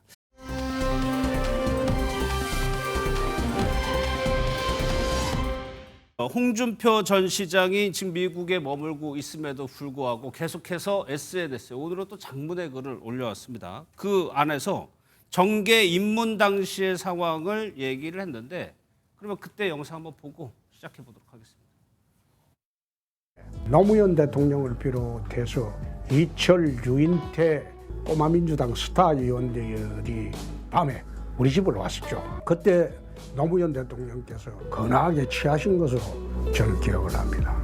정치를 같이 시작하려고 하는 저한테 꼬마민주당으로 와라. 그렇게 일장연설을 하시고 제가 YS하고 약속을 했어요. 대통령이 전화가 오셨을 때. YS 정권에서 사정검사를 했기 때문에 야당 가서는 안 된다고 대통령이 말씀하시길래 엄격결에 여당에 가겠다고 약속을 한 일이 있습니다. 꼬마 민주당으로 오라고 했는데 엉겹결에 여당으로 갔었다. 이동학 최고위원님, 이 오늘 홍 전 시장 SNS 보면 꽤 장문이고 어떤 대목이 있었냐면 사기 경선이라는 표현이 있었습니다. 어떻게 보면은 난 당에 이제 빚진 게 없다는 취지 그런 뉘앙스로도 읽히고요. 어떻게 해석하셨어요? 저게 이제 회환이 굉장히 크게 남을 겁니다. 지금까지 30여년을 몸담아 왔고 예. 본인은 스스로가 이제 뭐 희생했다, 헌신했다 이런 생각들도 있을 겁니다. 그리고 우여곡절을 당과 함께 지금 넘어왔었는데 지난 총선에서도 그렇고 지지난 총선에서도 그렇고 무소속으로 이게 나온 경우들도 있었고 예. 내부 시장도 그렇고 여러 가지 측면에서 굉장히 어찌 보면 당으로부터 핍박을 받았던 적도 있는 거예요. 그런 것들이 이제 점쳐지는 것인데 이번 대선에서는 사기 경선이라고 지금 표현할 만큼 후보자들에게 그 지도부에서 준비했던 경선 자체가 모멸감을 주는 이 상황이었거든요. 예. 그렇기 때문에 처음부터 한덕수로 시작해서 한덕수로 끝난 경선이라는 평가를 받고 있고 처음부터 그 이 바톤을 받아가지고 자기가 되더라도 그 바톤은 최종적으로는 한덕수 후보에게 줘야 되는 그런 운명처럼 모든 것들이 다 짜여져 있었던 거예요. 예. 몇 억씩 내가지고 사람들을 모아가지고 그렇게 했는데 그런 모멸감을 받았다고 한다면 아마 그런 것들이 이제 아마 가슴속에 한으로 자리 잡지 않을까 싶고 예. 그런 상황에서 지금 다시 또 손을 내밀고 있는 거 아니겠습니까?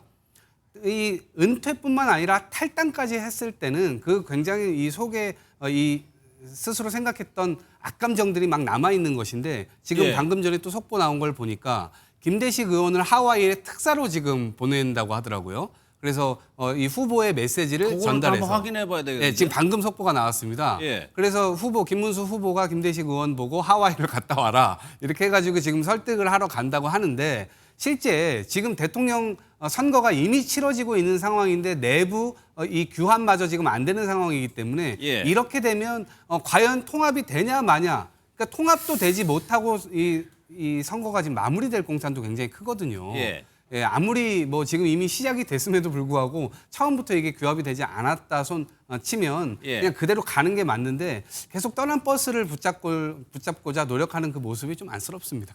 김문수 후보가 김대식 의원에게 하와이로 가서 김문수 후보를 만나봐라라고 네. 했다는 얘기죠. 그런데 홍준표 시장은 이 표현에서 여기에서 어떤 표현을 썼냐면 그 당이라고 표현을 했고 국민의힘에서 은퇴했다고 표현을 했습니다. 그러니까 지금 이 글만 봐서는 이게 가서 설득을 한다 한도 이게 마음이 바뀔까?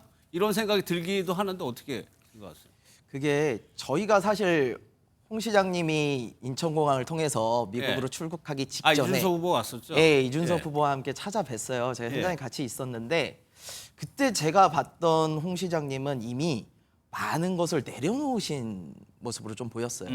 더 이상 이제 분노의 단계를 넘어서서 체념에 이르는 단계가 아니었나. 아 그래요? 예, 이제 국민의힘이라는 곳에서 이뤄진 이번 경선 자체에 대해서 굉장히 잘못된 경선이다. 지금 예. 사기 경선이라는 표현을 쓰셨습니다만 그거보다 훨씬 더 심각하게 생각을 하시는 것 같아요. 실제로 한덕수 후보는요. 한덕수 후보는 사실 할 말이 없어요. 왜? 경선 다 해놓고 나서 부전승으로 들어오려고 그런 반칙을 했던 사람이거든요. 그럼 한덕수 후보는 할 말이 없어요. 그렇다면 이번 김문수 후보가 단일화로서 경선에서 당선될 때 가장 그 피해를 본 사람은 누가 뭐래도 예. 한동훈 후보와 홍준표 후보라는 거죠. 예. 이 두 분이 사기 경선이라고 해도 사실 할 말은 없죠. 저는 그때 홍준표 후보를 뵙고 딱 느낀 점은 홍준표 후보께서 국힘으로 다시 돌아가긴 정말 어렵겠구나라는 걸 좀 느꼈고 예. 저희 이준석 후보에게 이제 이준석 후보가 잘 좀 해보소 그러셨거든요. 예. 이제 그 말 뜻에 많이 들어있다고 생각을 합니다. 그 현장에 계셨다고 하니까 그렇다면 그걸 넘어서 이준석 후보를 더 적극적으로 돕겠다 이런 취지의 얘기는 없었습니까? 사실 이준석 후보에 대한 호감도와 이런 지지의 의향은 있으신 걸로 보였어요. 예. 근데 그렇다고 해도 지금 자신이 받은 상처가 너무 커서 일단은 좀 쉬시겠다. 예. 라는 어떻게 보면 많이 기력이 좀 쇠해진 모습을 좀 보였거든요. 근데 예. 거기다 저희가 대놓고 저희 좀 도와주십시오 하기엔 너무 염치가 없었습니다. 예. 앞서 김용태 비대위원장도 홍준표 전 시장을 모셔서 함께하겠다고 얘기를 했었죠. 그 밖에도 나경원 의원, 안철수 의원들도 연이어 홍준표 전 시장을 언급을 하고 있습니다. 들어보겠습니다. 저도 탈당하고 싶었으니까 홍준표 후보님의 섭섭함 저도 이해합니다. 그래도 저는 홍준표 후보님의 애국심을 믿거든요. 그래서 다시 돌아오실 것을 정말 저도 간곡히 호소드립니다. 홍준표 전 시장님, 시장님은 우리 당의 자산이자 중심이셨습니다. 혹시 과거 경선 과정에서 서운한 점이 있었다면 국민과 당원들을 위해 너그러이 풀어주시기 바랍니다. 오늘 인터뷰하고 기자회견 내용인데 이제 장해찬 최고께 여쭤볼게요. 좀 늦은 거 아니냐. 경선이 막 끝났을 때 그때 재빨리 선대위나 지도부에서 홍준표 전 시장에게 도움을 요청했다면 이런 상황까지 가지 않았을까라는 생각도 드는데. 아니, 했었죠. 예. 실제로 후보 교체 파동이 있을 때 홍준표 후보가 김문수 후보의 손을 강력하게 들어줬었고요. 페이스북 공개 메시지 등으로. 예. 그리고 김문수 후보 캠프에서 홍준표 후보를 선대위원장으로 모시겠다라고 발표했다가 철회하긴 했습니다만 예. 어느 정도의 제안과 그래도 덕담 수준의 긍정적인 반응은 오갔던 것이죠. 그런데 이제 미국으로 가시는 분을 무조건 붙잡을 수만은 없었기 때문에 그것 예. 또한 결례이기 때문에 휴식을 취하고 돌아오셔서 이 대선 승리에 힘을 보태주시지 않을까 기대했던 것인데 지금은 하와이에서 사실상 김문수 후보를 직접 겨냥하진 않아도 당을 비판하고 공격하는 게 결국에는 홍준표 후보가 후보 교체 파동 당시 김문수 후보를 지지했었는데 그 김문수 후보를 또 어렵게 만드는 일이잖아요. 예. 그러니까 오죽하면 홍준표 후보 측근으로 불리는 김대식 의원까지 하와이로 특사로 날아가야 되는 상황이겠습니까? 근데 많은 당원과 국민들이 홍준표 후보의 뒷모습을 존경하며 기억하고 싶을 겁니다. 그리고 예. 정치라는 게 요즘 또 미국을 보면 바이든 전 대통령이나 트럼프 대통령처럼 노익장을 과시하는 정치인들이 많은데 홍준표의 정치가 전 여기서 끝난다고도 생각하지는 않습니다. 예. 그런 차원에서 홍준표 후보께서도 지금은 서운한 감정이 있고 하는 거 제가 100분 이해합니다만 예. 결국 나라를 위해서 대승적인 결단을 내려주신다면 더 많은 국민과 당원들의 존경 지지를 받게 되지 않겠습니까? 예. 그런 결단의 날이 김대식 의원이 잘 가서 설득하면 올 것이라고 믿습니다. 예. 이런 와중에 이재명 후보 역시 계속해서 홍 전 시장을 언급을 하고 있습니다. 그 얘기도 한번 들어보겠습니다. 자, 며칠 전에 홍준표 대구시장하고 전화를 했어요. 그냥 저는 홍준표 대표 같은 사람하고 재밌어요. 물론 제 생각과 다른 얘기예요. 그럼 나도 딴 얘기하면 되지 뭐. 싸울 이유는 없는 거죠. 협력해야죠. 같이 하려고 그럽니다. 같이 할 길을 찾아야죠. 홍준표 전 지사께서 차라리 민주당으로 갔더라면 하는 저 마음을 저는 조금은 이해합니다. 아마 엄청난 자괴심을 갖게 되신 것 같아요. 오죽하면 탈당과 동시에 정계 은퇴를 했을까. 홍 전 시장의 글에 공감을 하면서 같이 하는 길을 찾아야 된다. 이동학 최고님. 네. 급기야는요. 총리직 제안했다는 보도도 있었고 중용설, 이재명 후보의 연대설까지 지금 많은 얘기들이 돌아다니고 있는데 물론 양쪽에서 다 부인을 한 상황입니다. 실제로 이재명 후보가 그런 생각이 있을까요? 아니면 그냥 덕담 수준의 한 얘기일까요? 일단 총리설 같은 경우는 공식적으로 저희가 그걸 부인을 했고요. 예. 그런 생각을 한 바 없다 이렇게 얘기를 했고요. 지금 홍 전 시장과의 어떤 대화라든가 아니면 그런 의견을 얘기하는 것 자체가 일종의 지금 국민 대통합을 좀 이뤄가는 과정이 아닌가라는 생각이 듭니다. 예. 확장은 이렇게 하는 겁니다. 내부를 똘똘 뭉치고 그리고 저쪽 편에 있다면 저쪽 편이 이었더라도 뭔가 실력이 있고 그래도 국민 소구력이 있다. 그러면은 협력할 방법을 찾는 거죠. 서로 예. 단점 찾고 이런 것이 아니라요. 그래서 그러한 측면에서는 저는 의미가 있을 것이라고 보고요. 본인 스스로가 또 얘기를 했잖아요. 본인이 국민의힘에서 은퇴한 것이다. 국민의힘에서 은퇴한 것이다. 이렇게 표현했죠. 그러니까 탈당한 것이 그 정치 은퇴가 아니라는 좀 해석이 또 이렇게 곁들여지다 보니까 예.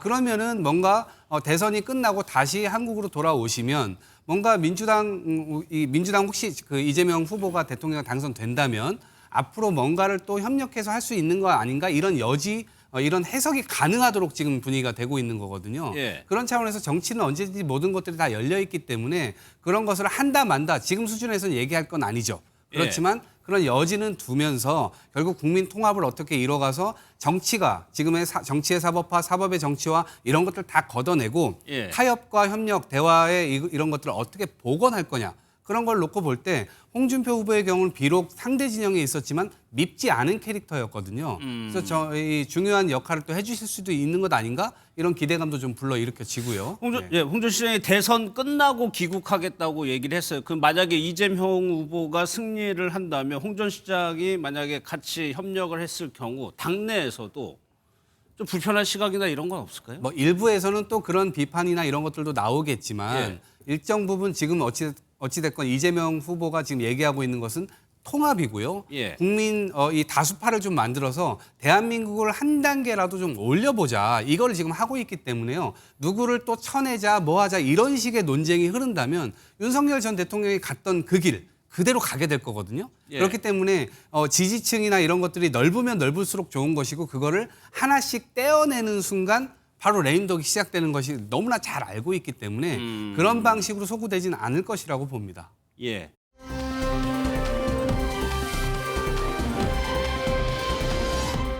김상욱 의원은 이재명 후보 지지를 선언을 했습니다. 그 영상도 한번 보겠습니다. 이재명 후보를 21대 대통령의 적임자로 공개 지지합니다.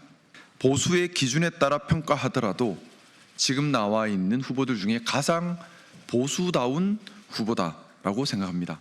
제가 정당 가입하는 것은 제일 후순위로 두고 있습니다. 왜냐하면 정당 가입하는 문제를 앞세워버리면 국민의힘을 탈당했던 것과 또 대통령 후보를 지지하는 진의가 왜곡될 수도 있고 저 또한 또 생각에 오염이 생길 수 있다고 생각합니다.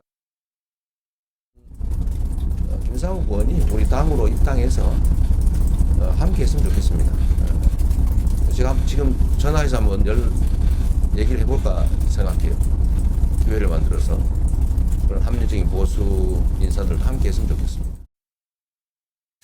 이재명 후보는 이미 보수 진영의 인사들까지도 캠프에 합류하거나 지지 선언을 받아내고 있는 상황인데 차기철 최고 한동훈 전 대표 아까 김용태 비대위원장도 얘기를 했지만 한동훈 전 대표도 지금 적극적으로 협력 의사를 나타내고 있지는 않는 거잖아요.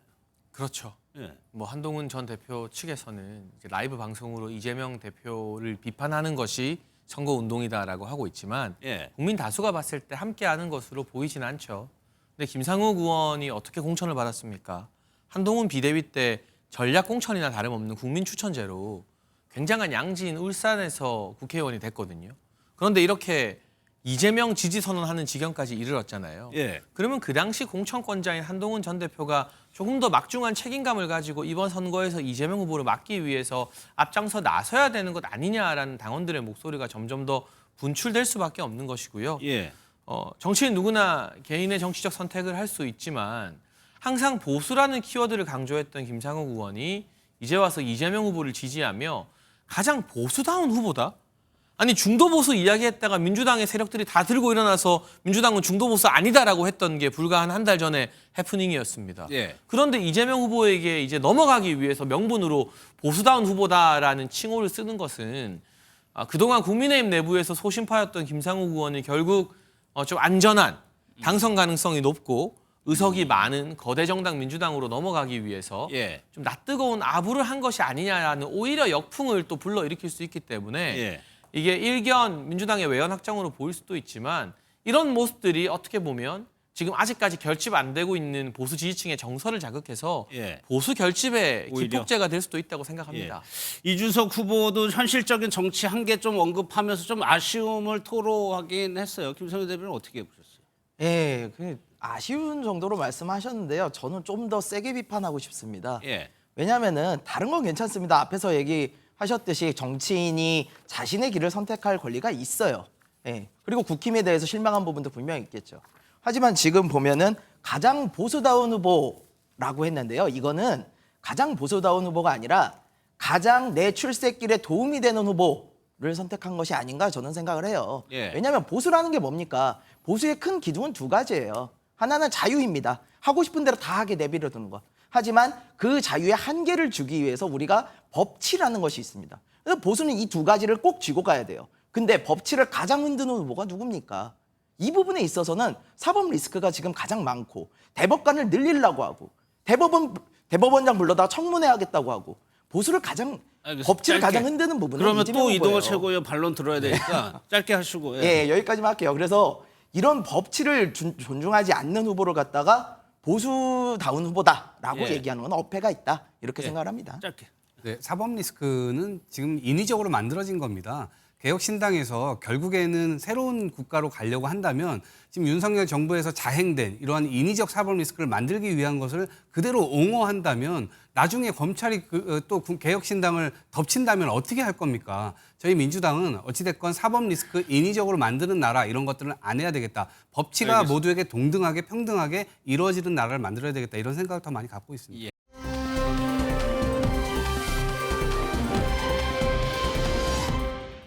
그럼 계획은 얘기해 줄 수 있잖아요. 뭐 은퇴하고 결혼한다든지 아니면 뭐 계획이 없어요. 그냥 사실 이게 좋은 분을 만나서 결혼하는 것도 되게 중요하다고 생각을 하거든요. 뭐 정말 이제 제가 근데 이거는 정말 확실하게 하고 싶어요. 제가 축구가 넘버 원일 때는 결혼할 마음이 없어요.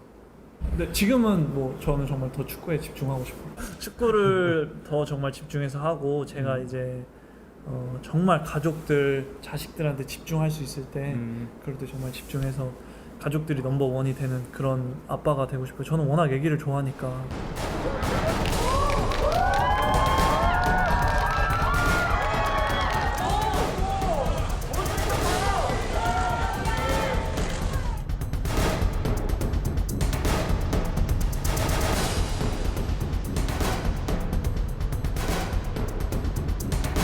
보실 수 있게 저희가 준비해서 좋은 결과 또 재밌는 저희가 좋은 위치에 있는 것 때문에 이게 행복에 대해서 생각하기보다는 네, 세 분과 이어가겠습니다. 강승희 아나운서, 손정혜 변호사, 이경민 변호사 나오셨습니다. 어서 오십시오. 예. 안녕하세요. 손흥민 선수가 협박을 당했다는 소식에 많이 놀랐습니다. 누가, 왜, 어떻게 협박했다는 거예요? 네, 손흥민 선수가 그 20대 여성과 40대 남성을 공갈 혐의로 고소를 했다는 사실, 그러니까 지난 7일에 고소를 했다는 사실이 전해졌습니다. 우선 그 20대 여성이요, 작년 6월에 이 손흥민 선수가 나의 아이를 임신했다. 그리고 이 돈을 주지 않으면 이 사실을 외부에 폭로하겠다. 이런 식으로 손흥민 선수를 협박했다는 사실이 알려지게 된 겁니다. 그러면서 수억 원대 금품을 요구했다는 것까지 함께 전해졌는데요. 그런데 이 40대 남성이 누군가 하면 20대 여성의 지인이자 공모자로 알려졌습니다.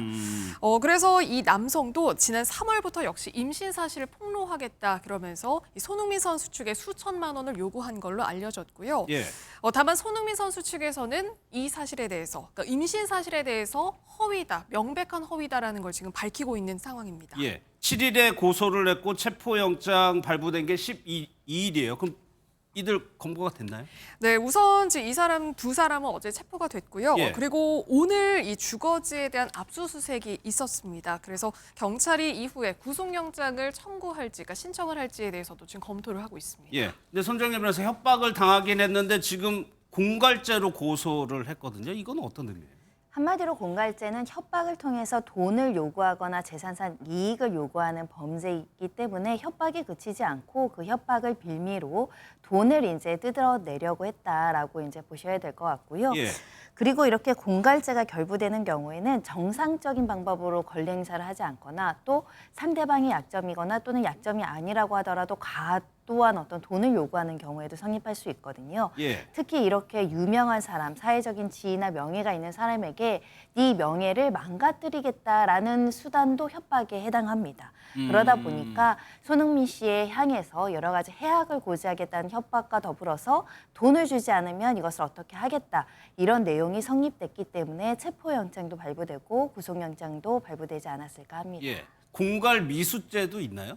공갈 미수는 협박을 했으나 실질적으로 돈을 받지 못한 경우에는 공갈 미수죄라고 할 수 있는데 예. 이 사건은 공갈죄로 고소한 것으로 보니 일정 부분 돈이 건네졌을 가능성도 있습니다. 이런 종류의 사건에서는 처음에는 사건을 크게 만들고 싶지 않고 또 뉴스에 이름이 오르내리는 것이 불편하다 보니 조그마한 소액을 먼저 건넬 수 있는데 예. 그런데 그것을 빌미로 또 다시 돈을 달라고 협박을 하고 또 다시 협박을 하고 또 이와 관련해서 또 다른 소재로 협박을 하는 경우에 참기 어려운 수준에 이르러서 고소하는 경우가 있거든요. 예. 그런 측면에서는 공갈죄라고 지금 적시된 걸로 봐서는 손흥민 씨 측에 일정 부분 재산적 피해가 있었을 수도 있다. 예. 이렇게 보입니다. 추정이긴 합니다. 그러면 뭐 요구한 금액이 수천만 원에서 뭐 수억 원 다양한 보도가 나오고 있는데 이것이 그렇게 협박한 금액이 높아질수록 나중에 죄를 물을 때 이 부분이 반영도 되나요? 그렇습니다. 이득액에 따라서 이제 법정형이 달라진다라고 보시면 될 것 같은데 예. 일단 형법에서는 기본적으로 10년 이하 징역, 이제 2천만 원 이하의 벌금에 처하고 있습니다. 근데 이득액이 5억 원 이상을 이제 되게 되면 그러니까 5억이 기준이 되는데 5억 이상 50억 원 미만이 되면 3년 이상의 징역형이 되고요. 예. 그리고 50억 원 이상이 되면 무기 또는 5년 이상의 징역형이 됩니다. 그만큼 이제 형량이 특정 경제 범죄 가중 처벌 등에 관한 법률에 따라서 가중된다라면 보시면 될 것 같고 예. 실제 지금 어느 정도 이득액을 취했는지 나오지는 않았는데 뭐 만약에 이제 그것이 5억 원 이상이면 죄명 자체도 그냥 공갈해서 특정 경제범죄 가중처벌 등에 관한 법률 위반으로 이렇게 변경된다 이렇게 예. 해석을 하시면 될 것 같습니다. 예, 20대 여성과 40대 남성 2명입니다. 강승희 아나운서 이러다 보니까 손흥민 씨 측에서 직접 오늘 입장을 냈습니다. 네, 그렇습니다. 손흥민 씨 소속사인 손앤풋볼 리미티드가 입장문을 냈습니다. 예. 손흥민 선수는 명백한 피해자라는 점을 강조를 했습니다. 그리고 명백한 허위 사실 때문에 이 공갈 협박을 그 한 일당한테 좀 선처 없이 처벌이 이루어질 수 있도록 그러니까 어떤 그 강력하게 법적 대응을 하겠다고 밝혔고요. 그러면서 예. 정말 그 명백한 피해자라는 사실을 다시 한번 재차 강조를 했습니다. 예, 선처 없이 처벌될 수 있도록 대응을 하겠다. 그런데 이경민 변호사님, 지금 임신했다고 주장하면서 협박을 했다는 건데 이 부분도 좀 문제가 될 수 있는 거 아니에요?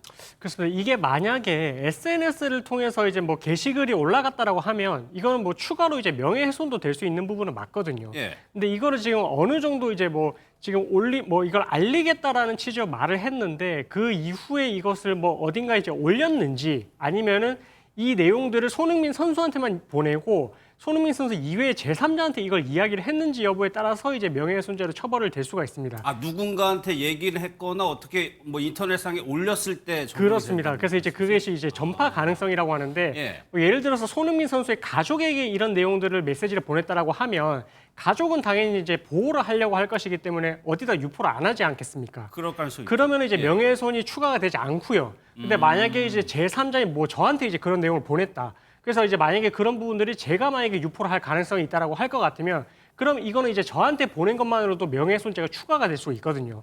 왜냐하면 전파 가능성이 있다라고 보니까요. 예. 그래서 이게 제3자한테 이게 유포가 됐는지 뭐 이런 부분들도 추가적으로 조사를 해서 만약에 그런 정황이 있다라고 한다면 명예훼손죄도 추가가 될 수 있을 것 같습니다. 예. 손정혜 변호사님, 그런데 명예훼손 관련해서 손흥민 선수가 올해 초에도 무슨 일이 있었어요? 그렇습니다. 인터넷상으로요. 한 클럽 직원들이 여러 명이 어떤 글을 올렸냐면 예. 이 토트넘 선수들하고 미넨 간의 친선 경기가 끝난 후 강남의 모 클럽에 손흥민 선수가 방문을 해서 심지어 3천만 원 상당의 술 대금을 결제했다. 이런 취지의 SNS 글을 올린 겁니다. 이러다 보니까 논란이 확산이 됐고요.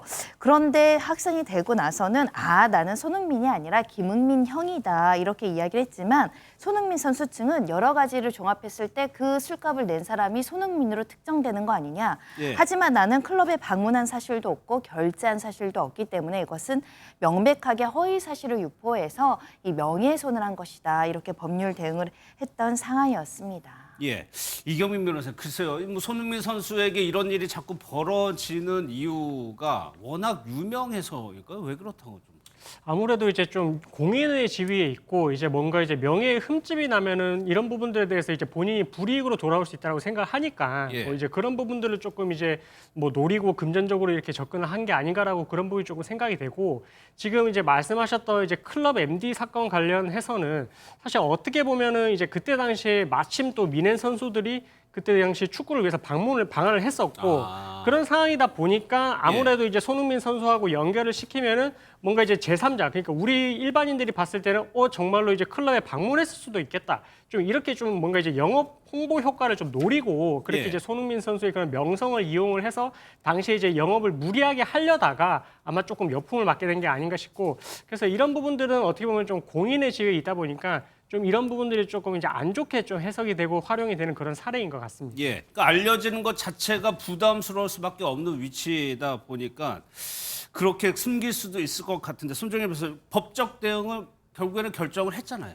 그렇습니다. 사실은 법적 대응이 유명인으로서는 좀 어려운 측면이 법적 대응을 했다라는 것이 또 뉴스로 재생산되기 때문에 많은 사람들이 또 긍정적인 기사보다는 부정적인 기사를 보게 되는 효과 때문에 주저하는 경향도 있지만 요즘에 그런 점을 빌미로 이것을 기화로 약점을 삼아서 오히려 유명인에 대해서 허위사실로 공격하거나 명예훼손을 하면서 이 사건 같이 공갈 사건을 모의하는 사건들이 있거든요. 그러다 보니까 이제는 유명인이라고 하더라도 체육인, 뭐 연예인 모두 말할 것도 없고 명예훼손이나 이렇게 유명세를 이용한 이 공갈 사건에 대해서는 강력하게 대응한다는 것이 조금 사회적인 분위기가 아닐까 생각이 들고요. 특히 소속사 측에서 강경 대응을 원칙으로 하고 있기 때문에 이 진실을 밝혀서 명예를 회복하겠다 이렇게 법적인 대응을 하고 있고 고소하고 엄벌에 처해지도록 선처가 없다라는 입장을 이미 밝혔습니다. 예, 손흥민 선수를 월드 클래스라고 언론에서 칭하죠. 그러다 보니까 좀 논란이 사소한 것도 논란이 될 수도 있는 상황이다 보니까 아버지가 손흥정 씨입니다. 결혼은 은퇴 후에 해야 한다 이런 얘기를 했다고 그래요? 네. 잘 알려지다시피 그 손흥정 씨는 손흥민 선수의 아버지이기도 하지만 또 지도자이기도 하고 또 손흥민 선수에게는 정신적 지주로도 잘 알려진 그런 인물입니다. 지난 2018년에 한 언론사하고 인터뷰를 했던 당시 그 발언이 화제가 됐는데요. 그때 당시에 손흥정 씨가 손흥민 선수의 아들의 결혼은 반드시 은퇴 후에 해야 한다 이런 이야기를 한 바가 있습니다. 물론 아들의 결혼도 중요하지만 이 손흥민 선수는 자타공인 그 월드 클래스 아닙니까? 그러니까 당장 가정을 꾸리기보다는 축구 선수 생활에 좀 집중해야 된다 이런 취지로 발언을 한 걸로 보이고요.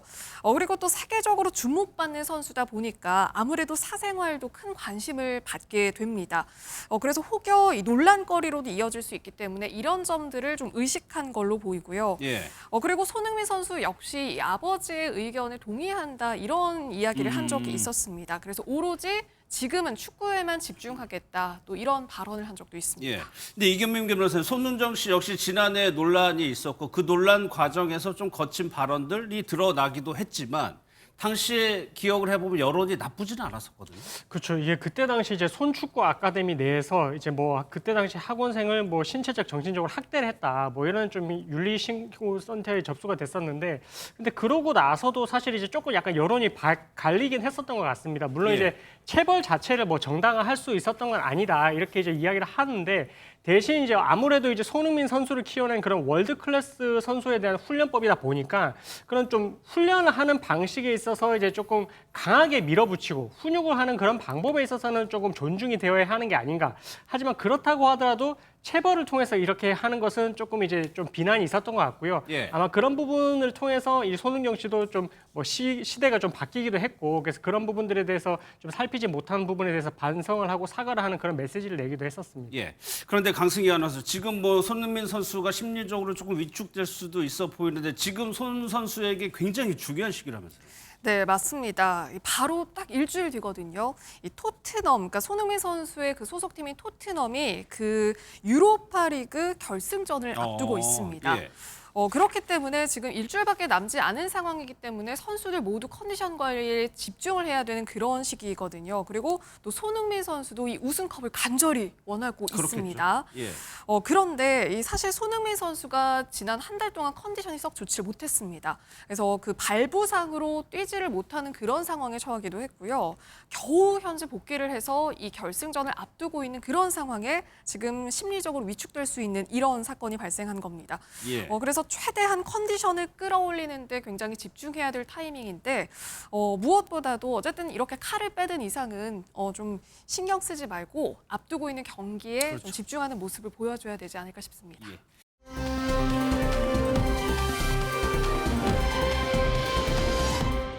이경실 씨가 현재 거주 중인 아파트가 경매로 넘어갔다는 소식인데 이건 어떻게 된 일이에요?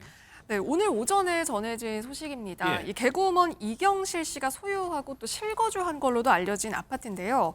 서울 용산구 이촌동에 위치한 이 아파트인데 이 아파트가 경매 절차에 지금 넘어갔다. 경매가 진행 중이라는 그 사실이 알려지게 된 겁니다. 이 아파트가 1972년에 준공된 한 50년 정도 된 아파트거든요. 89평형, 그러니까 좀 대형 평수로 알려져 있고요. 또 방송에서도 공개된 적이 있는 아파트이기도 합니다. 그런데 이경실 씨의 그 집이 아파트 그 경매에 나온 이유가 이경실 씨가 이 집을 담보로 돈을 빌렸는데 이거를 갚지 않았기 때문으로 알려졌거든요. 아파트 담보로 돈을 빌리고 갚지 않았다. 그럼 대출금이 어느 정도나 됩니까? 지금 이경실 씨가 이 집을 담보로 해서 빌린 돈이 한 13억 3천만 원으로 알려졌습니다. 그런데 손정혜 변호사 지금 실거주 중이라고 하던데 이런 경우에도 살고 있다고 하더라도 그냥 경매로 넘어가나요? 채권자 입장에서는 받아야 될 돈을 못 받고 이자가 몇 개월 이상 연체되다 보니 이 채권을 해소하기 위해서는 부동산에 대한 경매 신청밖에 답이 없다라고 판단했을 가능성이 있고요. 보통은 한두 번 밀린다고 해서 바로 경매 신청을 하지 않습니다. 경매 절차에도 비용이 들어가고 또 상당한 시간이 걸리기 때문에 어느 정도 시간을 허용해서 지켜보다가 이렇게 연체가 지속적으로 이루어지는 경우에는 경매 신청을 할 수밖에 없고요. 특히 경매가 개시되는 결정이 난다고 하더라도 즉시 경매가 이루어진다거나 경매로 바로 집이 넘어가는 것이 아니라 경매 절차에는 최소 6개월 이상 시간이 걸릴 수 있거든요. 그럼 채무자 입장에선 돈을 만들어서 변제하면 경매를 막을 수 있습니다. 그러니까 최종 경매 절차가 종결되는 것까지는 시간적인 여유가 있어서 만약에 이 집이 관련해서 뭐 이렇게 매매가 된다던가 또는 돈을 다른 데서 융통할 수 있다면 또 경매를 중단시킬 수 있는 절차들도 있습니다. 그러면 그 과정에서 이경실 씨는 인지를 할 수 있는 거네요? 일단 경매 개시 결정이 나온다거나 이런 것들은 다 알려지고 통지가 되기 때문에 경매 개시 결정은 이미 알고 계시지 않을까라는 생각이 들고요. 특히 경매를 신청하겠다라는 입장도 아마 이 채권자 측에서 전달하지 않았을까 싶은데 그럼에도 경매 개시 결정까지 받았던 이유는 이경실 씨 입장에서도 이 집을 빨리 팔아서라도 이것을 마련하고 싶었는데 여의치 않은 사정이 있지 않았을까 생각이 들고 이 채무액이 한 13억이 넘는다라고 한다면 이자율은 정확하게 확인할 수 없지만 그래도 한 달에 수백만 원씩의 이자가 나가야 되거든요. 이게 좀 장시간 연체된 상황이 아닐까라고 추측해 볼 수 있을 것 같습니다. 그러니까 이경민 변호사님 그 과정에서 그렇다면 저 자산, 아파트라는 자산이 있으니까 저 아파트를 팔아가지고 그 대출금을 갚는 방법도 있는 거잖아요. 그렇죠. 그렇게 했으면 사실 이제 경매까지 넘어가지 않았을 텐데 근데 현실적으로 이 아파트 자체가 이제 50년 된 아파트이고 그리고 무엇보다 이제 토지 거래 허가 구역 이 위치에 있다 보니까 이게 사실 실거주 의무가 또 있습니다. 2년 동안 실거주 의무가 있다 보니까 사실 매매로 지금 이제 매수인 자체가 이제 나타나지 않고 있을 가능성이 좀 커서 그래서 이거를 현실적으로 이제 그 방법 이외에 다른 방법을 통해서 이제 변제를 할 수 있는 그런 수단 자체가 없다 보니까 그래서 이게 어쩔 수 없이 경매 절차로 넘어간 게 아닌가 이렇게 좀 추측이 되고 있습니다. 당장 매매가 안 되니까 그러면 이경실 씨 입장에서는 이 경매를 중단해달라 이런 요청이나 뭐 법적인 조치를 취할 수 있는 방법은 없나요?